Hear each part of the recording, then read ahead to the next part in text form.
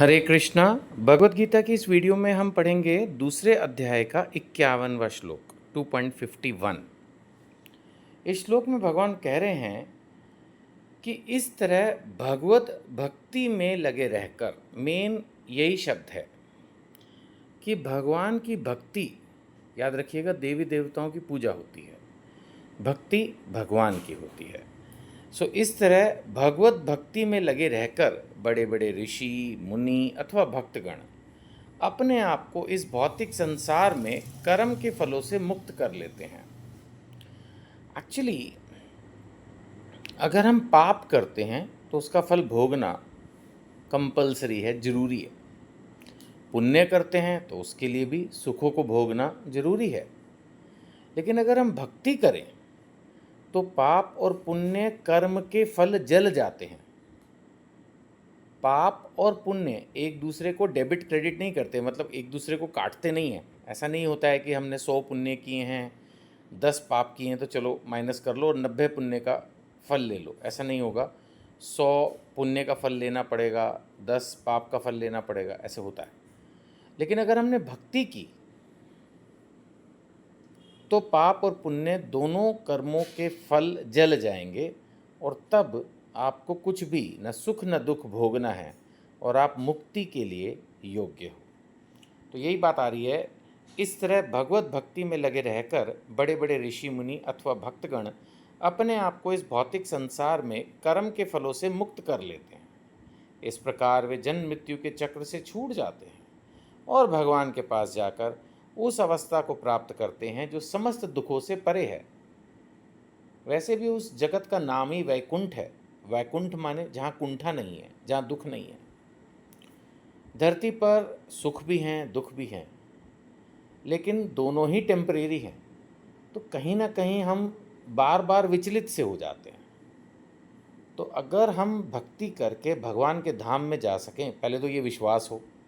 शास्त्रों पर विश्वास नहीं होता, भगवान पर विश्वास नहीं होता, किसी गुरु पर विश्वास नहीं होता, किसी मंत्र पर विश्वास नहीं होता। कितना मुश्किल है ये।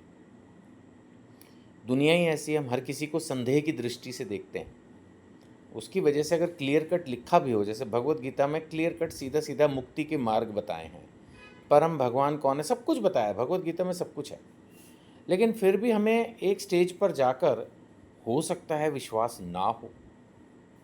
हमें लगे कि हाँ कुछ बातें तो सही हैं, हमें वो बातें सही लगेंगी जो हमारी सोच के अनुसार है। जो हमारी सोच से इधर उधर होगी, हमें लगेगा हाँ कुछ बातें सही हैं, बाकी की नहीं है। तो फिर परफेक्शन हासिल नहीं हो पाएगी।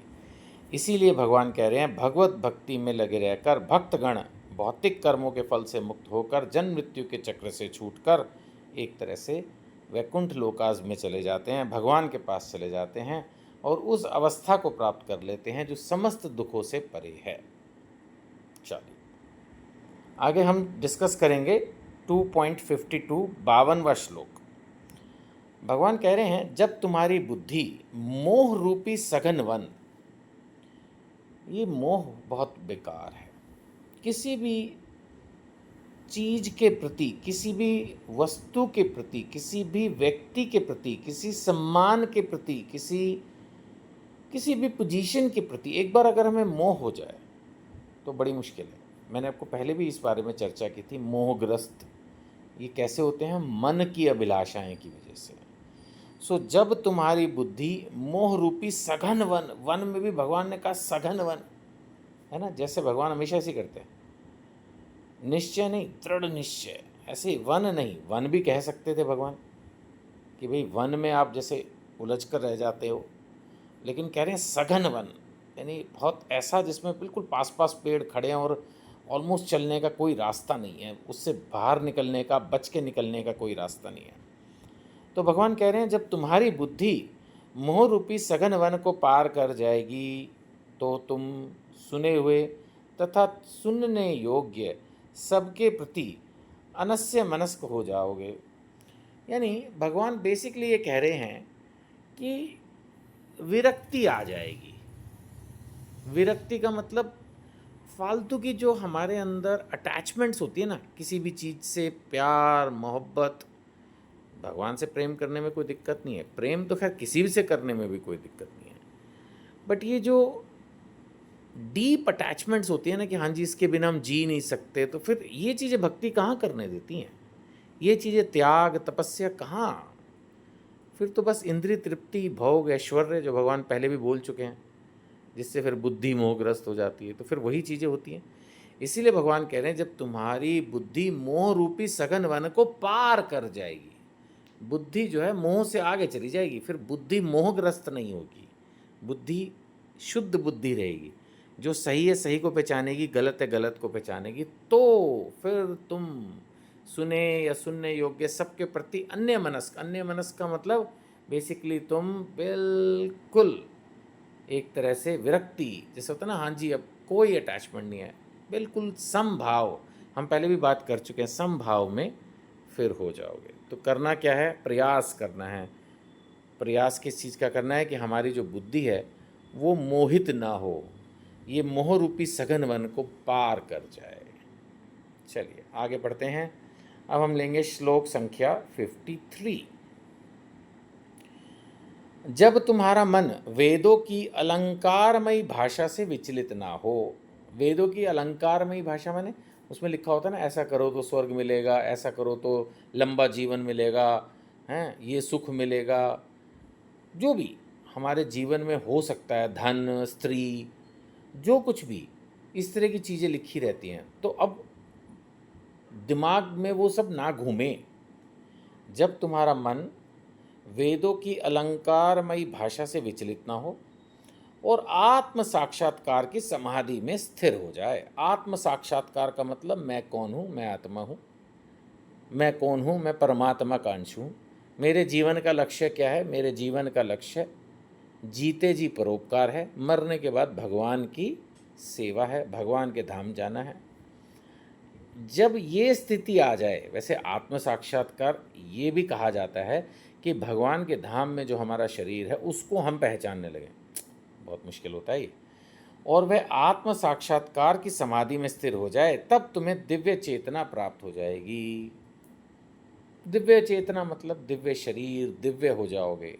दिव्य माने आध्यात्मिक, इंग्लिश में बोलें तो डिवाइन। तो ये कब होगा? ये तब होगा जब आत्म साक्षात्कार की समाधि में स्थिर हो जाओगे, बिल्कुल स्थिर, एक ही लक्ष्य जीवन का, और वो है परोपकार, और जीवन के बाद आपका एक ही लक्ष्य है कि मुझे मोक्ष की प्राप्ति करनी है, आत्म साक्षात्कार करना है, समझना है कि मैं भगवान के धाम में किस सेवा में हूँ, क्या है मेरा भगवान से संबंध। ये सब चीज़ें जब समझने लगोगे और थॉट्स में, डिसीजंस में जब स्टेबिलिटी आ जाएगी, ये नहीं कि 2 दिन 4 दिन भक्ति की और उसके बाद फिर हिल गए ना। समाधि में स्थिर, या समाधि का मतलब वो नहीं है कि आप बैठ गए जंगल में जाके पहाड़ के ऊपर, वो सब नहीं, विचारों की समाधि है। क्योंकि हमारे विचार, हमारा मन बहुत विचलित है, कभी कुछ सोचता है, रोज़ सुबह शाम अलग विचार आते हैं, तो इसमें स्थिरता, समाधि एक ये भी है। जैसे समाधि का व्यक्ति हिलता नहीं बिल्कुल भी, तो बिल्कुल हिलना नहीं है, वो स्थिति अगर हमने हासिल कर ली तो हम दिव्य चेतना को प्राप्त कर सकते हैं। चलिए इस वीडियो में इतना ही, अगली वीडियो में आगे पढ़ाई शुरू करते हैं। हमेशा की तरह एक बार फिर प्रार्थना आपसे ज़रूर करूँगा, इस वीडियो को हो सके तो एटलीस्ट एक व्हाट्सएप ग्रुप में ज़रूर फॉरवर्ड करें। शायद कोई भगवत गीता का भक्त इंतज़ार कर रहा हो कि ऐसी ही कोई इन्फॉर्मेशन, कोई वीडियो उसको मिल जाए, फिर उसको प्रेरणा मिले, फिर वो वीडियो देखे ना देखे, लेकिन शायद भगवत गीता खरीद ले, पढ़ना शुरू कर दे, तो मेरे भी जीवन का लक्ष्य हासिल हो जाएगा, और शायद उसको भी अपने जीवन का लक्ष्य हासिल हो जाएगा, और आपको भी प्रचार करने से जो भगवान को प्रसन्नता मिलती है उसका आशीर्वाद आपको मिल जाएगा। हरे कृष्णा।